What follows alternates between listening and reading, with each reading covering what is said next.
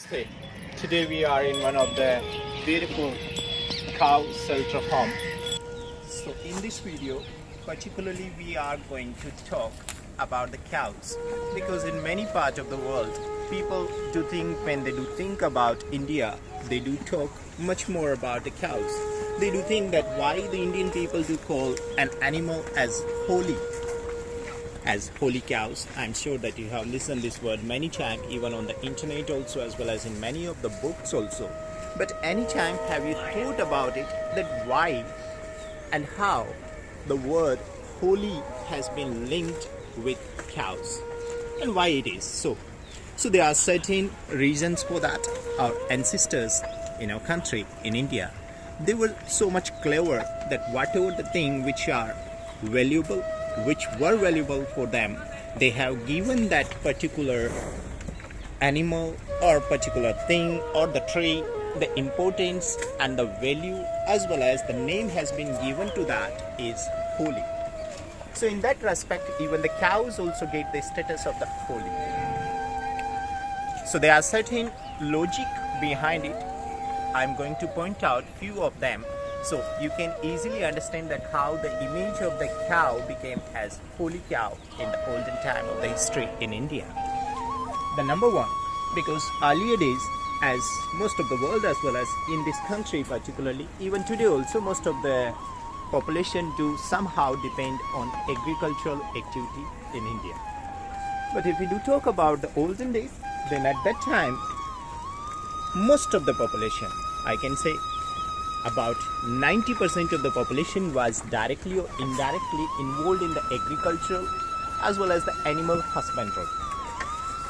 And in that respect, when agriculture, we do think about that, when machines like the tractors as well as trolleys and many other kind of the machinery system which are in practice in the farms or in the agricultural area nowadays in the world as well as in this country, were not available. So in that case, to plough the field, to work in the farms, to work in the agricultural land, there was a need of a strong animal. Then the bull, that is one of the strongest animal, and that was the need number one. The second, because as most of the population was, and even now also in this country, are vegetarian people, so in that respect, it is required to have some nutritious food, and in that respect, cow's milk, cow's butter, cow's cheese, as well as many other things, they were much more useful for the vegetarian people. So the second need was the nutritious food, which is having much more nutritious value. The third one, because cow is one of the animal, the bull is one of the animal which is having a strong adaptability. Strong adaptability in the sense that they can adapt in any kind of the weather, whether it is the desert area, very warm weather, or it is the tough terrain like the central part of India, the southern part of the country, hilly areas, and then it is the even mountain part also. So they can adapt in any kind of the weather conditions, and that is one of the reasons that they were much more taken care in most part of the country. So it is the number three need, that adaptability is one of the characteristic of all these animals, means the cows and the bulls. And the number four, as for the cooking of food, it was the need to have some fuel sources. And in that respect, although nowadays we do have the LPG gas cylinders easily available in most of the houses, but in the olden time, there was only the two sources. One, either we have to cut down the trees and then we do use that as a fuel for the cooking, or we can use the cow's dried dung. Yes, you listen it correct, cow's dried dung. Because scientifically it has been proved that the burning of the cow's dung do create less carbon compared to burning of any other thing, even the wood.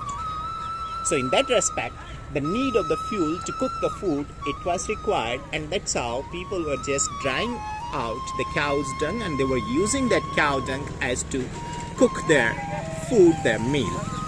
So that was the need number 4. So in this way, these were such requirements, or these were some better qualities of all the cows and the bulls, and that is the reason that our ancestors has given the credit to this animal particularly, and has given a name, that holy cow.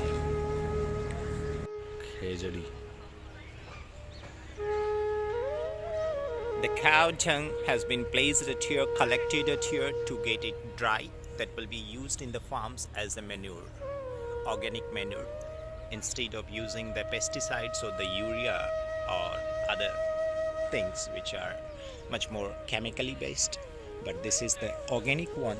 So here these cow shelter home people do collect all the cow dung and they do dry it, and that is to be used in the farm as a manure. So that is also one of the income source for this particular cow shelter home, in which they can earn some money, and that can be used for the cows' well-being.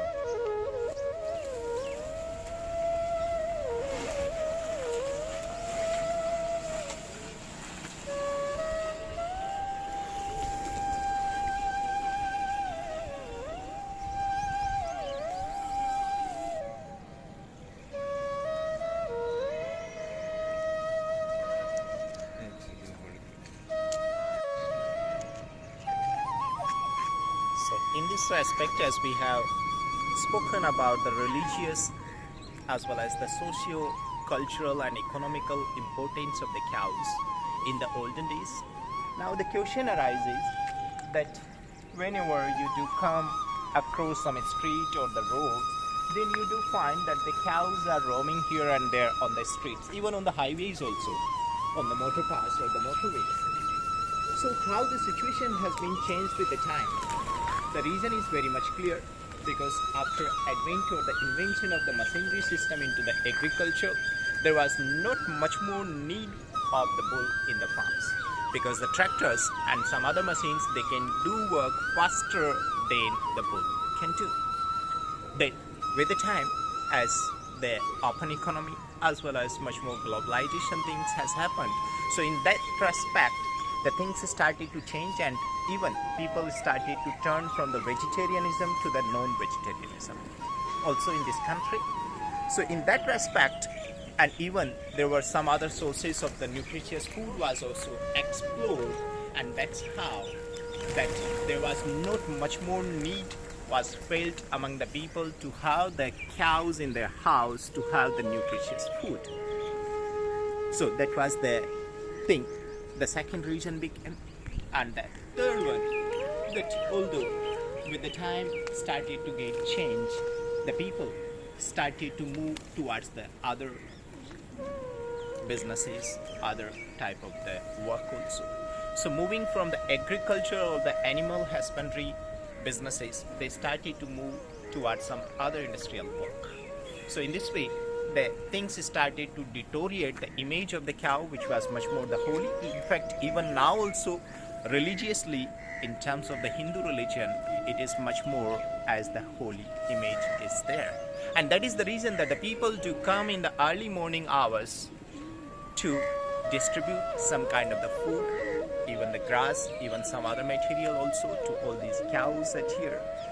And that is how the cows' shelter houses has been settled in the several parts of the country, not only in Rajasthan, but in many parts of the country has been done. And it is not today's work. It was even in the 1870s time also. The work started, and that's how there were a lot of cow shelter houses were established. So the cows can be taken care, those who came on the street or on the roads, and the people who are not able to manage the cows, they were just leaving their cows, their animal in these shelter homes. And these people do take care, and with the time, with the proper care, they start to produce different kind of the things such here, like they started to give the calf, and then milking of the cows also started to be as a source of the income for all these cow shelter homes. people do come at here, they do donate money, and that's how they do manage all these cow shelter houses. Now, we are going to touch one more important thing, that politically. Because I am sure that you have listened many times as well as you have read some of the news which are related to the cows in this country, especially in the last 6 to 7 years of the time, when one particular political party which would like to come into the power, they touch the sentiment of the people that cow, if we will come into the power, in the manifesto of that political party, it was clearly mentioned that if we come into the power, then we are going to stop the slaughtering of the cows, slaughterhouses. Because although in this country we don't eat beef, even I will say that not many people do eat meat, but the beef is completely prohibited. But in the other part of the world, in the Western world or many other countries, people do eat beef. So India, even in the 1940s of the time, started to be a hub in terms of the beef export. You will be surprised to know that the first slaughtering house in this country was established at the time of the British era in Lahore. Yes, Lahore. That is the city which is now in Pakistan, but earlier days, as before the partition, as Lahore was the part of India, and in that respect, one big slaughterhouse with a machinery system was established into Lahore. The first Prime Minister of this country, Pandit Nehru, objected about that, even later on demanded that this slaughterhouse should be stopped. But anyhow, that could not happen, and even after the independence also, as it became much more a business kind of a thing, to have several slaughterhouses. And people are earning money. But as I'm talking that before 7 years of the time, now as the present central government of this country which is into the power, in the manifesto of their political party, it was the promise, and that's how after coming into the power that political parties tried to stop the slaughterhouses.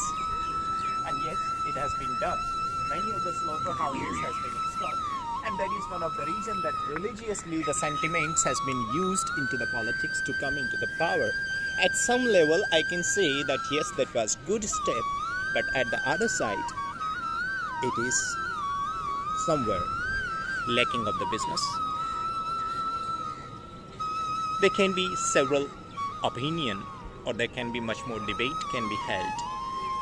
But in my opinion, in a common person opinion in this country, cow is still regarded as an holy animal. Religious sentiments which are linked with the bull, they are much more associated if we do talk about some Hindus, gods and goddesses.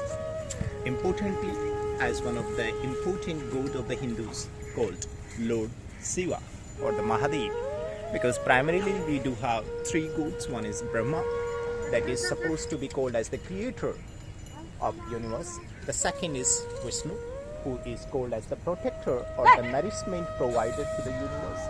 And the third one, which is more important, is called Mahadev or Shiva, who is commonly called as the destroyer, but basically we do call him regenerator. And Nandi, the bull of Shiva, the vehicle, the carrier of Lord Shiva, that is a bull.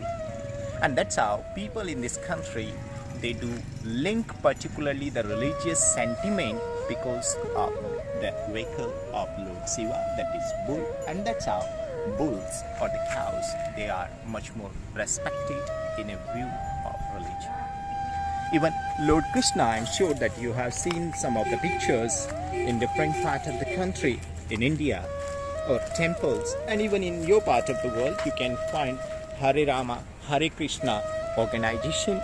Some of the branches can be over there because there was a big movement long back in the world which was called Hare Rama, Hare Krishna. So Krishna, one of the god who is regarded as the god of the love, and he was basically belonging from a community which is called Yadva, and those are the cow or the cow herdmen. So Krishna, Shiva, these two primarily the goat, which are having much more sentimental link with cows and the bull, and that is the reason that religiously and commonly the people who are not knowing much more that why the status of the holy has been given to the cows, they do call it that it is a religious thing and it is associated with their religion. That's why they do call cow as holy.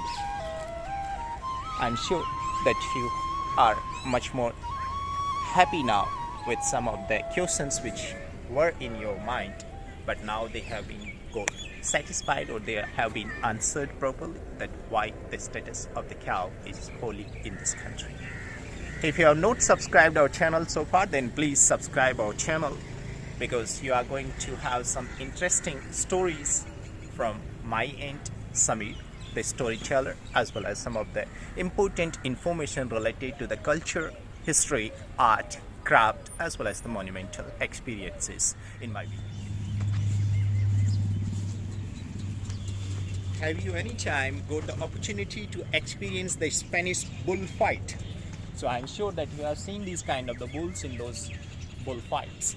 In this country also we do have some kind of the entertainment games over here in the southern part of India mainly, which is called as the Jallikattu, and that is a kind of a traditional game or the sport in that part of the area where they do have very similar kind of the experiences like Spanish bullfight kind of a thing.